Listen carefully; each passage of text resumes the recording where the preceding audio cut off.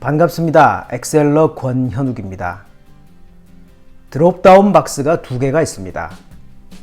앞에 있는 드롭다운 박스에서 어떤 항목을 선택했는가에 따라 뒤에 있는 드롭다운 박스에 표시되는 항목이 다르게 나타나는 일명 이중 유효성 검사라고도 불리는 연동 드롭다운 박스를 만들어 보겠습니다. 이번 강좌도 놓치지 마시기 바랍니다.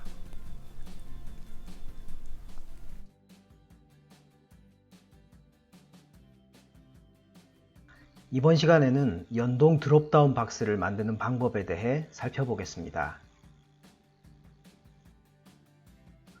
어느 조직의 팀별 팀원 목록이 있습니다. H열에는 팀을 선택할 수 있고 I열에는 팀1을 선택할 수 있습니다. H5번 셀을 선택하면 드롭다운 버튼이 나타납니다. 버튼을 클릭하면 팀 목록이 나타나는데 이 중에서 예를 들어 기획팀을 선택하겠습니다. 그 옆에 있는 I5번 셀을 선택하면 역시나 드롭다운 버튼이 나타나고 버튼을 클릭해보면 왼쪽 표에서 기획팀에 해당되는 팀원들만 이렇게 리스트로 표시가 됩니다. H6번 셀을 선택하고 이번에는 드롭다운 버튼을 누르고 총무팀을 선택하면 I6번 셀의 드롭다운 버튼을 눌렀을 때 총무팀 직원들의 목록이 이렇게 나타납니다. 영업팀을 선택하면 영업팀 직원들의 이름이 목록으로 나타나게 되는 겁니다. 이번 시간에는 이런 형태의 자료를 만들어 보겠습니다. 가장 먼저 해줘야 될 작업은 각각의 팀별로 팀원들이 어떤 사람들이 있는지 이름 정의를 해주는 작업입니다. 기획팀 직원들에 대해서 먼저 이름 정의를 해보도록 하겠습니다. A4에서 A9셀까지를 범위로 지정하고 이름 정의를 합니다. 이름 정의하는 방법은 범위를 지정한 다음에 수식 탭의 정의된 이름 그룹에서 이름 정의 명령을 클릭해서 할 수도 있겠습니다만 간단하게 범위를 지정하고 이름 상자를 클릭한 다음에 기획팀 이런 식으로 입력하고 엔터키를 누릅니다. 그러면 이렇게 이름이 정의되어 있습니다. 총무팀도 마찬가지로 범위를 지정하고 이름 상자를 이용해서 이름을 정의합니다. 이런 식으로 일일이 이름을 정의해주는 방법도 있습니다만 또 한 가지 방법은 한꺼번에 여러 개의 이름을 지정하는 방법도 있습니다. 영업팀과 마케팅팀 이름을 정의를 한꺼번에 해보도록 하겠습니다. C3에서 D10번 셀까지를 범위로 지정합니다. 그런 다음에 수식 탭의 정의된 이름 그룹에서 선택 영역에서 만들기 명령을 클릭합니다. 대화 상자가 나타나는데 여기서 영업팀, 마케팅팀 이렇게 두 개의 이름을 정의할 겁니다. 따라서 첫 행에만 체크 표시를 남겨두고 확인 버튼을 클릭합니다. 이름 상자를 클릭해보면 앞서 정의했던 기획팀과 총무팀 이외에 영업팀과 마케팅팀 이 두 개의 이름이 한꺼번에 지정이 되었음을 알 수 있습니다. 연동 드롭다운 상자를 만들기 위해서는 두 가지 함수의 도움을 받아야 합니다. 첫 번째로 알아야 될 함수는 indirect 함수입니다. indirect 함수는 셀 주소를 실제 셀 참조 범위로 바꿔주는 함수입니다. 사용 형식은 indirect 괄호 연 다음에 reference text라는 인수와 A1이라는 인수 이렇게 두 가지 인수를 갖습니다. reference text는 문자열 형태를 가지고 있으면서 셀에 표시할 내용이 담겨있는 셀 주소 형태를 띠고 있습니다. A1이라는 인수는 주소 형식을 지정하는 인수입니다. 1을 입력하면 주소 형식 중에서 A1, A2, A3 이런 식으로 표시를 해주고 0을 입력하게 되면 R1, C1, R2, C1 이런 식의 형태로 주소를 표시해 줍니다. 기본 값은 1입니다. 생략을 하면 A1 형태의 주소를 표시해 준다는 의미입니다. 시트 1로 돌아갑니다. 앞에서 우리가 4개의 이름을 지정했습니다. 기획팀은 A4에서 A9번 셀까지 이렇게 6개의 셀이 해당됩니다. 만약 기획팀이라고 이름 붙인 이 영역에서 데이터가 들어있는 자료가 몇 개인지를 세기 위해서는 우리가 잘 알고 있는 countA 함수를 이용하면 됩니다. 그래서 countA 이렇게 입력하고 기획팀이라는 이름을 이미 주었기 때문에 예를 들어서 A3셀을 클릭하고 엔터키를 누르면 기대하고 있는 것은 기획팀이라고 이름 붙인 이 영역에 값이 들어있는 셀 숫자를 카운팅하는 거니까 6이라는 결과값을 염두에 두고 있었습니다만 실제 결과값은 1이라고 표시가 되죠. 다시 말해서 A3셀에 들어있는 기획팀이라는 이 이름에 제대로 접근을 하지 못한 겁니다. 그렇다면 A3 대신에 이름을 기획팀이라고 주었기 때문에 기획팀 이렇게 입력을 하고 엔터를 한번 눌러볼까요? 마찬가지로 원하는 결과를 돌려주지는 못하고 있습니다. 자, 그렇다면 indirect 함수를 적용을 해 보겠습니다. countA 안에 indirect라고 입력을 하고 괄호를 열고 닫아줍니다. 그리고 indirect 함수의 괄호 안에 기획팀이라는 값이 들어있는 A3셀을 클릭해 줍니다. 그리고 나서 엔터키를 눌러보면 우리가 기대하고 있는 6이라는 결과값을 얻을 수 있습니다. A3 대신에 B3으로 이렇게 수정하고 엔터키를 누르면 총무팀 직원들의 수인 5가 표시가 되어야 맞겠죠? 엔터키를 누르면 5로 바뀝니다. C3으로 주소를 바꿔주면 그 결과값은 7 이렇게 우리가 얻고자 하는 결과를 제대로 잘 구해주고 있습니다. 문자열 형태로 된 셀 주소를 실제 셀 참조 범위로 바꿔주는 함수가 indirect다 라는 개념을 잘 이해해 두시기 바랍니다. 다음으로 알고 있어야 될 함수는 offset이라는 함수입니다. 이 함수는 지정한 위치를 기준으로 행이나 열 수만큼 떨어져 있는 곳의 참조 영역을 구해주는 함수라고 정의가 됩니다. 사용 형식은 offset 괄호 연 다음에 reference라는 인수와 row, column, height, width 이렇게 모두 5개의 인수를 가집니다. reference는 기준 셀을 뜻합니다. 그리고 rows와 columns라는 인수는 행 방향으로 몇 개를 이동할지 혹은 열 방향으로 몇 칸을 이동할지를 지정해주는 인수입니다. height와 width는 참조하고자 하는 높이 그리고 참조하고자 하는 너비를 각각 뜻하게 됩니다. offset 함수는 아주 중요한 함수이기 때문에 간단한 예제를 살펴보도록 하겠습니다. 이런 형태의 데이터가 있습니다. 이 중에서 1이라는 값을 가진 F13 셀에는 노랗게 표시를 했습니다. 우리가 줄을 서거나 할 때도 항상 기준점이 있습니다. 이 경우에는 F13번 셀을 기준점으로 지정을 하도록 하겠습니다. 이 기준점을 중심으로 해서 행방향으로 1 그리고 열방향으로도 1만큼 이동한 곳에 있는 값을 가져오고자 한다면 O13셀을 선택하고 offset 괄호를 열어줍니다. 5개 인수 중에서 reference 즉 기준셀을 먼저 정해야 됩니다. 기준셀은 아까 우리가 F13셀로 하기로 했었죠. 그리고 콤마를 해줍니다. 행방향으로 1, 열방향으로 1만큼 이동하는 거니까 로즈 인수는 1 그리고 콤마를 해주고 컬럼즈 인수도 1로 지정을 하면 되겠죠. 그리고 콤마를 한 다음에 하이트와 위드 이 2개의 인수는 선택적인 옵션입니다. 따라서 별도로 지정을 하지 않으면 위에 수석에서도 나와 있는 것처럼 레퍼런스와 같은 크기나 높이로 간주한다고 되어 있습니다. 그래서 1,1을 하고 괄호를 닫은 다음에 엔터키를 누르면 7이라고 표시를 해줍니다.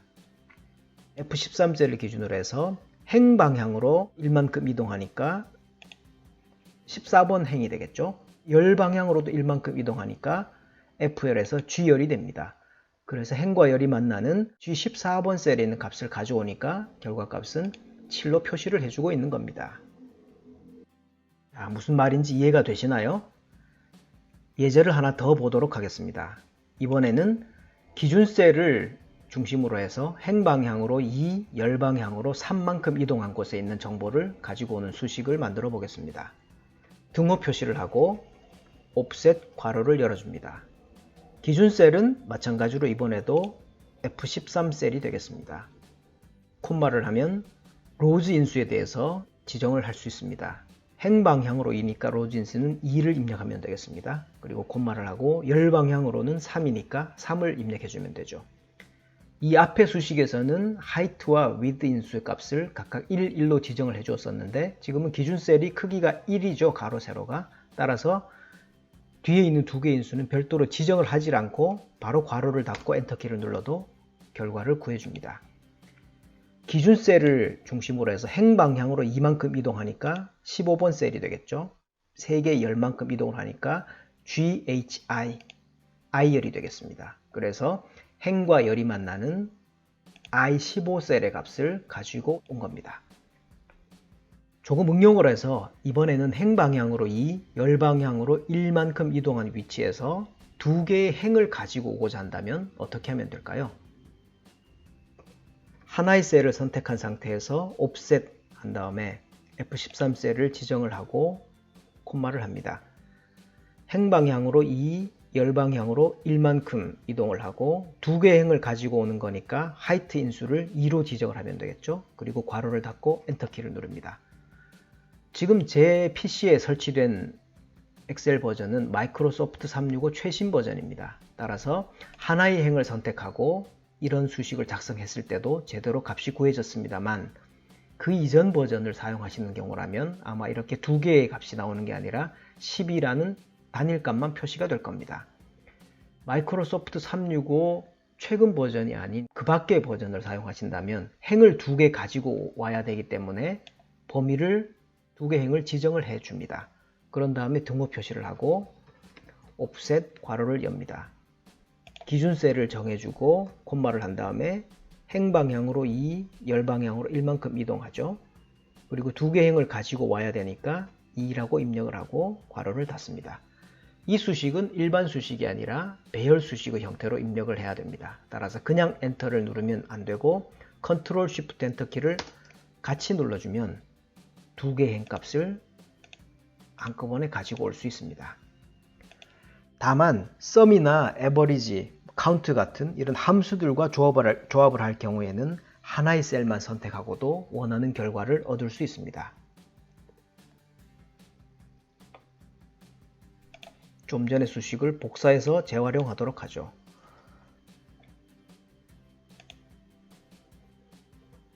sum 함수를 이용해서 기준 셀을 중심으로 행방향으로 2, 열방향으로 1만큼 이동한 곳에서 두 개의 행에 있는 값을 합계를 구해 보겠습니다. sum하고 괄호를 연 다음에 좀 전에 작성했던 offset 함수에 이 수식을 붙여넣기를 합니다. 그리고 괄호를 닫고 엔터키를 누르면 이번에는 하나의 셀을 선택했음에도 불구하고 제대로 된 결과를 구해주고 있습니다. 자, 이해를 하셨나요? 옵셋 함수를 이용해서 여러 개의 범위를 가지고 올 때는 가지고 오고자 하는 범위만큼 셀을 선택을 하고 배열 수식의 형태로 입력을 해야 된다. 다만 sum, count, average 같은 이런 집계를 할 수 있는 함수와 같이 사용하는 경우에는 하나의 셀만 선택을 하고 결과를 가져올 수 있다. 이렇게 이해를 하시면 되겠습니다. 옵셋 함수 응용 예제를 간단하게 하나 더 보도록 하겠습니다. A1에서 A10번 셀까지 1부터 10까지 값이 들어 있습니다. 합계를 구하고자 한다면 sum 한 다음에 범위를 이렇게 지정을 해주고 엔터키를 누르면 결과를 구할 수가 있습니다. 만약 A11번 셀에 값이 더 추가가 된다면 당연한 거지만 D2번 셀에 들어있는 이 수식은 새로 추가된 결과를 반영하지는 못합니다. 하지만 옵셋 함수를 이용해서 D3셀을 선택한 다음에 sum하고 괄호를 열어줍니다. 그리고 옵셋하고 괄호를 열고 기준 셀은 A1셀로 지정을 해주겠습니다. 그리고 콤마를 하고 로즈 인수의 경우에는 행방향으로는 따로 이동할 필요가 없기 때문에 0이라고 입력을 하고 컬럼 인수의 경우에도 마찬가지로 이동할 필요가 없으니까 0이라고 입력을 해줍니다. 콤마를 하면 하이트 인수를 지정해 줄 수가 있죠. 하이트 인수의 경우에는 A열에서 값이 들어있는 데이터를 모두 카운팅을 하면 되니까 countA 함수를 이용해서 countA 괄호를 열고 A열 머리글을 클릭해서 A열 전체를 선택해 줍니다. 그리고 괄호를 닫습니다. 자, 이렇게 하면 옵셋 함수의 하이트 인수에 대한 지정 작업까지 끝났습니다. 콤마를 하고 위드 인수의 경우에는 하나의 열을 대상으로 작업하고 있는 거니까 1이라고 입력을 한 다음에 괄호를 한 번, 두 번 닫아서 수식을 마무리합니다. 그런 다음에 엔터키를 누르면 65라는 결과값이 표시가 됩니다. 앞에서 구한 것과는 다른 결과죠. A12셀에 새로운 값을 하나 더 입력을 해 보겠습니다. 10이라고 입력을 하고 엔터키를 누르면 좀 전에 우리가 작성했던 이 수식은 A열에 새로 값을 추가하거나 혹은 반대로 값을 삭제를 할 경우에도 즉각적으로 반영이 됩니다. 그렇죠? 옵셋 함수의 사용 방법에 대해서도 잘 이해를 해 두시기 바랍니다. 이렇게 해서 연동 드롭다운 박스를 만들기 위한 기본적인 준비는 다 끝났습니다. 시트 1로 가서 이제 실제로 연동 드롭다운 박스를 만들어 보겠습니다. H5에서 H14셀까지를 범위로 지정합니다. 그런 다음에 데이터 탭의 데이터 도구 그룹에서 데이터 유효성 검사 명령을 클릭합니다. 데이터 유효성 대화 상자에서 제한 대상을 목록으로 지정하고 원본 항목을 클릭합니다. 지금 하고자 하는 작업은 H열에 있는 셀을 클릭했을 때 팀에 대한 정보들이 표시되도록 하는 겁니다. 현재 워크시트에서 팀 정보는 3행의 팀 이름들이 들어있습니다. 경우에 따라서는 E3, F3 이렇게 팀들이 추가되거나 삭제되는 경우도 있겠습니다. 따라서 이런 경우에도 자동적으로 팀의 목록이 늘어났다 혹은 줄어들었다가 할 수 있도록 동적으로 이름 정의를 해보고자 하는 겁니다. 동적으로 대상 범위가 늘어났다가 혹은 줄어들었다가 할 수 있도록 만드는 함수는 어떤 함수일까요? 그렇습니다. 바로 좀 전에 살펴보았던 offset 함수를 이용하면 되겠습니다. 등호 표시를 한 다음에 offset 하고 괄호를 열어줍니다. offset 함수는 제일 첫 번째 들어가는 인수가 기준 셀을 정하는 것이었죠. A3셀을 클릭해주면 되겠습니다. 그리고 콤마를 하고 행 방향으로는 이동할 필요가 없기 때문에 0을 입력을 하고 콤마를 한 다음에 열 방향으로도 이동할 필요가 없겠죠. 0을 입력을 합니다. 그리고 콤마를 해줍니다. offset 함수의 네 번째 인수는 height 인수였죠. 이 경우에는 세 번째 행 하나만 가져오면 되니까 1이라고 입력을 하면 되겠습니다. 그리고 콤마를 하고 끝으로 몇 개의 열을 가지고 올 건가 라는 부분은 데이터가 들어있는 개수가 몇 개인지를 카운팅을 하면 되니까 countA 함수를 이용해서 countA 괄호를 열고 3행의 머리글 부분을 클릭해서 3행 전체를 선택해 주면 됩니다. 그리고 괄호를 한 번, 두 번 닫아줍니다. 확인 버튼을 클릭합니다. 지정한 범위의 데이터 유효성 검사가 설정이 되었습니다. H5셀을 선택하고 드롭다운 버튼을 눌러보면 4개의 팀이 나타나죠.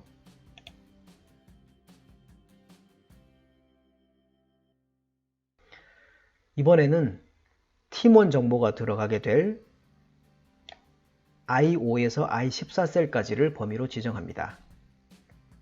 데이터 탭의 데이터 도구 그룹에서 데이터 유효성 검사 명령을 클릭합니다. 데이터 유효성 검사 대화 상자에서 제한 대상은 마찬가지로 목록을 선택을 하고 원본 항목을 클릭합니다. 등호 표시를 한 다음에 indirect 함수를 입력을 하고 괄호를 엽니다. 그리고 팀이 들어있는 H5셀을 선택을 해보면 절대 주소 형태로 표시가 되죠. F4키를 눌러서 H 앞에는 달러가 붙고 숫자 뒤에는 5가 붙지 않거나 아니면 이 경우에는 상대 주소로 적용을 해도 상관은 없겠습니다. 자, 이렇게 입력을 하고 괄호를 닫습니다. 그런 다음에 확인 버튼을 클릭합니다. I열의 각 셀에도 이제 유효성 검사가 설정이 됐죠. I5셀을 선택하고 드롭다운 버튼을 눌러보면 주정민, 박상호, 권예지 이렇게 보니까 기획팀에 해당되는 직원들의 목록이 나타났습니다. I6셀을 클릭하고 드롭다운 버튼을 눌러보면 이번에는 김희철, 지상욱, 김효숙 이렇게 총무팀에 해당되는 직원들의 이름이 나타납니다. I7셀을 선택하고 눌러보면 이번에는 영업팀 직원들이 표시가 되고 H8번 셀에 있는 버튼을 눌러서 마케팅 팀으로 선택한 다음에 I8번 셀에 있는 드롭다운 버튼을 눌러보면 이런 식으로 마케팅 팀에 해당되는 직원들이 표시가 되죠. 바로 우리가 하고자 하는 연동 드롭다운 박스가 완성이 된 겁니다. 이번 시간에 배운 주요 내용에 대해 정리를 해보겠습니다. 이름을 정의하는 두 가지 방법에 대해서 살펴보았습니다. 범위를 지정한 다음에 이름 상자를 이용해서 하나씩 지정하는 방법이 있었고, 선택 영역에서 만들기 명령을 이용해서 한꺼번에 이름을 정의하는 방법도 있었습니다. 연동 드롭다운 박스를 만들기 위해서 두 가지 중요한 함수를 다루었습니다. 인다이렉트 함수와 옵셋 함수가 바로 그것이었습니다. 이 두 개의 함수는 연동 드롭다운 박스뿐만 아니라 다른 함수와 조합을 해서 여러 가지로 활용도가 높은 함수이기 때문에 꼭 기억해 두시기 바랍니다. 세 번째로는 유효성 검사에 동적 이름을 적용하는 방법에 대해서도 소개를 해드렸습니다. 유효성 검사의 목록으로 옵셋 함수를 이용해서 수식을 적용할 수가 있었습니다. 끝으로 유효성 검사에 인다이렉트 함수를 사용하는 방법에 대해서도 살펴보았습니다. 실무에 여러 가지로 많이 응용해 보시기 바랍니다. 오늘 보신 정보가 도움이 되셨나요? 구독과 알람 설정을 하시면 최신 정보를 가장 빨리 보실 수 있습니다. 그리고 보시면 도움이 될 만한 정보에 링크를 걸어 두었으니까 꼭 한번 보시기 바랍니다. 감사합니다.